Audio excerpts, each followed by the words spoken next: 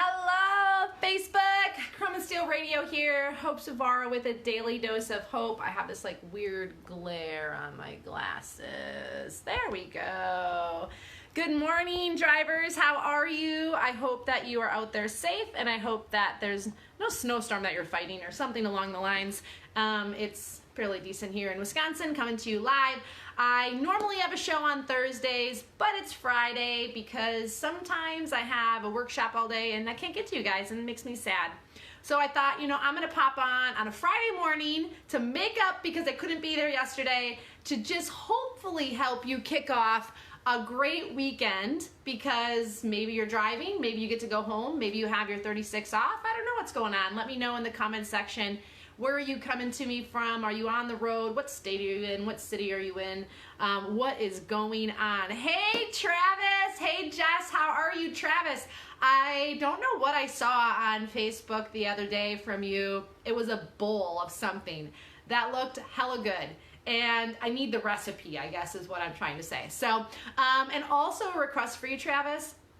You need to make some sort of like seafood, like veggie bowl something. I'm okay if it's hot, cold, whatever, but if I can put in a request, that would be amazing. Good morning, how are you guys? Coming to you live here from Wisconsin. Hope Zvara here with the Daily Dose of Hope, Chrome and Steel Radio. I actually just wanted to pop on this morning to hopefully leave you with a little bit of inspiration for the weekend and for a great Friday. And I want to share a story with you that may resonate with you, that may help maybe put some of life in a little bit of perspective. And so I have had some interesting things going on in my family life, and we all have that family member that's a little out there, that's kind of interesting, and you love them, but you just are kind of like, I'm not really sure. Okay, Travis, awesome. Sorry, totally side note. And you have to post the recipe because I need to recreate it. And if it's something that I can travel with, that would be even better. That's something I can put a lid on and I can eat it on the go. Obviously, that's your expertise, but I would love that. Okay, so we all have that family member that is a little out there, is a little like, well, there's been some things going on in my family where I thought this person was something and now they're totally different. And I'm kind of finding myself going through a plethora of emotions as to where I need to find myself with them, because they're doing things that are weird and none of the family agrees with it. And a lot of my family's initial reaction is to pull back, is to stay away. And it's not that this person's doing anything dangerous, but they're just like becoming more crazy, like weird, crazy, like you're normal 1 second and then like, I mean, you guys, I have a yoga background. I have training in metaphysical and all that kind of stuff. Like, I know crazy, okay? Like, I've seen crazy. Like, I'm partly crazy. But this is like over and beyond. Like, I mean, the text messages I get, I can like hardly understand them because it's like all this other jargon in there. And I think maybe we have some people like that in our lives. And a lot of my family, like I said, is like pulling back from this person. And I've been sitting with this for a really long time. And I'm telling you why I'm sharing this with you, because I think this is relevant for a lot of you, no matter if you have a crazy person in your family or not. But I'm sharing this because I started thinking the other day, I have no idea what this person is actually going through. I mean, I've known this person my whole life, but I have no idea whatever is going on in this person's head. Exactly to a T, what traumas, what stuff that this person may have saw or taken in or had said to them, and I have no comprehension as to how they have processed whatever has happened to them in their life up to this point. And I started to step back and really kind of bring in a lot of my yoga background and my meditation, all this like thought process of like, it's not about us. And that's what I started to really recognize, where whatever this person is going through, the weirdness that this person is going to, the extremes that this person is going to, it's not about me. It's not about me.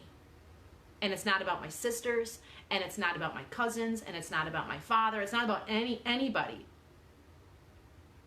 It's about this person. And I have no comprehension. I have a tiny little window of insight as to why they might be doing what they're doing, why they might be thinking the way they're thinking, why the choices that they're making, they may be making.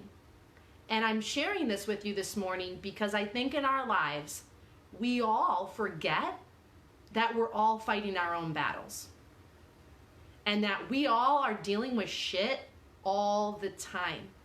And we somehow, and I'm guilty of this is what I'm sharing with you, we all at one point or another, all of a sudden take it upon ourselves that something has dropped down from the sky and made us an authority figure on other people's lives, made us the expert on other people's lives, that somehow we know best. And unless you have children under the age of 18, and nowadays I feel like it's under the age of 12, that's really the only person you have authority over. And we forget that. We forget that. All we do is we look at the surface on other people's lives and we assume. We do that with our president. We do that with school teachers. We do that with the person next door. We do that with our parents. We do that with our siblings. We do that with our best friend. We do that with the person that's our ex-best friend. We do that with people on Facebook because all we're doing is seeing the highlights of their life or the lowlights of their life or a snapshot of their life that they had no control over that somebody else told you about and is half true. And then we take it upon ourselves to cast judgment on them and to put them in a corner and say, you're crazy. This is how you are. I know better than you. And what I'm saying today is, what if we look at those relationships in our lives and instead of approaching them in the perspective that I found myself going down, we approach them with compassion. We approach them with empathy. Do you even know what that word means? Empathy. Like, what would it be like to be in that person's shoes? To have to endure all the things that they had to endure. Like, this person in my life, part of me was like, wow, what if your whole entire life, you've never felt like you could truly be yourself? Like, that's where my heart is going now, and I'm sad. And it makes sense. Like, no wonder you're like flying off the handle. Because your whole entire life, you've never been able to truly be who you want to be. So now I have compassion. Now I have empathy. It doesn't mean that I may not want to be involved in certain things. Like, there's a line, there's a boundary. But I can change my attitude. And I'm sharing this because we're on a social media platform, we're on Facebook, and we all see it. We may think it, we may even do it, but we spew hate. We spew hate, thinking that we know more about other people's lives than we actually do. We spew judgment instead of sympathy and empathy and compassion, or just keeping our damn mouth shut because we think we know more than we actually do. And maybe you're like, bullshit, and you're gonna, unfriend me and not watch the Daily Dose of Hope show anymore. But newsflash, if you haven't figured this out already, like, my show is about helping you grow in deeper ways, is helping you see life from a different perspective, is opening your mind to maybe we can be an even better person today. And I know that that's not for everybody, and I'm okay with that. I'm okay with that.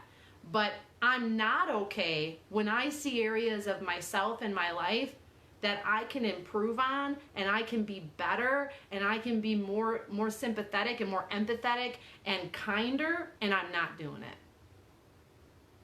And so I'm kind of calling myself out this morning on this, and I want to share this with you all in hopes that there may be an area in your life that you can grow just a little bit more. That we can step back and actually see what's going on. And maybe today it's more so just looking at the people around you and going, that's actually not about me. Like, I used to take everything personal that everyone said, did, or behaved around me, and I internalized it like it was about me. It's partly why I had an addiction for so long. And then in drugs and all that other stuff, that was partly why, because I was internalizing everything everyone did. And then I had a paranoia that people were constantly judging me all the time. So it took a really long time to get over that. I'm still working through and navigating some of those waters. But I'm sharing that with you because the power of being able to step back during the day when something happens, when somebody says something, does something, posts something, behaves a certain way, the power in being able to step back and going, you know, they probably have a lot of stuff going on. They may be dealing with something that I have no idea about. And that this actually isn't about me at all. Because I can almost guarantee you to a certainty that 90, probably more than that, % of what happens around us has nothing to do with us. Truly. Most people in life are going through life reacting rather than acting. And this goes back to your own personal health. If all I do is spend my time reacting to things, I'm going to be depleted. I'm going to be angry. But if I start stepping back and going, how can I take action? When I see something on Facebook I don't like, I don't type a nasty post, or I don't talk about how dumb they are. Guess what I do? I actually reflect on that and go, is that me? If it is, I go, how can I take action differently? And if it's something that pisses me off, that I feel like might indirectly be about me, even though they're probably not posting it, guess what I do? I'm going to show you. And I give them the middle finger, and I go do the exact opposite and improve myself.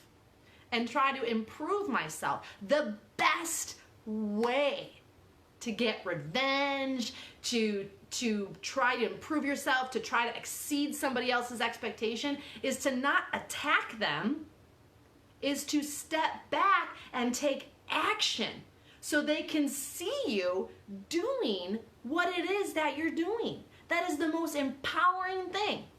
Last night, I had a major calf issue, knee issue, so I went and got a massage on my leg last night, and I see Michelle, been seeing her for a really long time, and she was sharing with me that she went to the doctor, and she's a little bit heavier, went to the doctor, and the doctor told her, point blank, exercise and diet is out of the question for you. There's no hope for you that's going to help. Because her blood pressure is a little elevated, and her sugars are a little elevated. Not like diabetic, but just a little elevated. And instead you need to try this medication. And she was like, oh, no. How dare you tell me that diet and exercise, there's no hope for me. One, that pissed me off because I was like, do you know anything about the human body? Seriously. So she went back from that first appointment and she was like, I'm going to show you. And it wasn't, I'm going to call your manager, I'm going to get a new PA, a physician's assistant, I'm never going to see you again. She's still seeing her. And instead, she's taking action. She's intermittent fasting. She's cut out a lot of her junk food. She's not eating at night. She's drinking more water. She's walking more. And she's lost 4 pounds. Her knees don't hurt when she goes down the stairs anymore. She notices she has more energy. So guess what happened when she went back to that physician's assistant the other week? She got on the scale, and the physician's assistant, she did the blood pressure cuff. They checked her blood sugar. And you know what she said? The physician's assistant said, oh, the medication is working. And you know what Michelle said? Oh, actually, it's not working. And instead I changed my diet and I started exercising. And now the relationship, not only with herself, Michelle, my massage therapist, but with the physician's assistant, guess what's happened now over the last month? The physician's assistant is less combative and actually asked Michelle, what other tests do you want to run to see like where other areas you can improve? Like, what are the changes do you want to make? Like, let's set goals. It completely shifted the physician's assistant's perspective. Not only with Michelle as a client, but imagine what's happening now with this physician's assistant with other patients. Michelle could have reacted in a bad way, in a negative way, in a you suck, I'm never going to see you again, medical profession sucks, and on some level they kind of do. But I didn't say that. But instead, she went back and self-reflected and goes, how can I improve? How can I do better? She used that kind of shitty comment and used it as fuel to do better, to move forward. And maybe that's what she needed to actually motivate her to make changes that she's been talking about making changes for years. For years. So my hope for you this morning is, how can we change some of our perspective on others and on ourselves? How can we change our anger into empathy? And how can we take what bothers us and annoys us and irritates us and turn it and use it as fuel so we can take action in our own lives? This has been something I've been working on for years, because my initial response was, something is making me agitated or uncomfortable, so I'm just gonna overeat, overexercise, binge drink, do drugs, whatever it is, so I can numb that feeling, because I didn't want to deal with that. But part of growing, part of becoming an exceptional human being is being willing to do things that are uncomfortable. I can't tell you the number of people I talk to, not even counting trucking, that talk about how they want to get healthy, but then right immediately afterwards tell me a dozen, even 2, 3, 4, 5, 6, 7, whatever, excuses as to why their situation is so unique, is complicated. Honey, if someone just called you up today and says, you have cancer, and if you don't change your life right now, you're gonna die, I would like to believe that that would be the push to take care of yourself, to make changes, to take action. But why do we have to wait until that point comes to make changes? You are the only person in the driver's seat of your life. You are the only person that can make that next right decision for you. And you are the only person that can cross your finish line for you. I tell everybody all the time, I'm here to support you. If you want accountability with me, private message me, call me, text me and say, Hope, I need accountability. Please help me. If you want help with figuring out what healthy foods you should be eating, you need to reach out to me and say, hey, Hope, please help me. If you actually want an exercise plan, which is not something I normally do because we got to first just start living a better life, I'm happy to do that for you. But you are in the driver's seat of your life. Nobody else. I struggled for years to get in recovery, and I was angry at my parents because I felt like they weren't helping me. But now I get it. They stepped back so that I could figure it out. And then once I started getting the momentum going, guess what happened? They stepped back in and they asked me what I needed. And they supported me. They helped facilitate things, but I had to take action. So whether that action today is changing how your relationship is with somebody else and changing your perspective and maybe altering slightly how you respond to them, I want you to do that. Maybe if you shift yourself a little bit, and when people say things that you don't like and you feel are directed at you, step back and say, even if that isn't about me, how can I improve that aspect of me? And then finally, how is it that you can start to move forward and instead of react to life, take action to life? It means that we have to swallow our pride and our ego and go, I need to be better for me. I want that for you. I want that for you. This is your daily dose of hope. I hope that it inspired you today. Robert, Jess, Travis, thank you so much for tuning in. Please share out this video if you think it might help somebody, because no matter how hard life gets, you should never lose hope. If you are here, breathing with the pulse, you got purpose, my friend. There is a reason why you're here.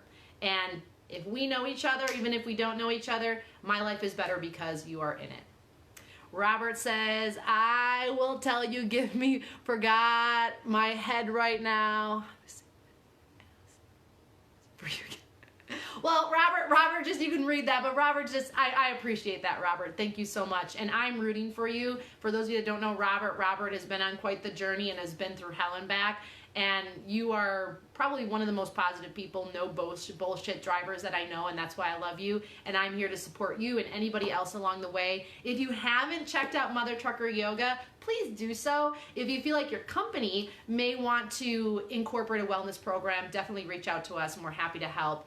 But until next time, next week sometime, February, I can't believe it's gonna be February, tune in to another Daily Dose of Hope. You can watch past episodes on our podcast platform, on YouTube, and on Facebook here. Share out this broadcast, love this broadcast, and that we will keep bringing you a dose of hope every single week.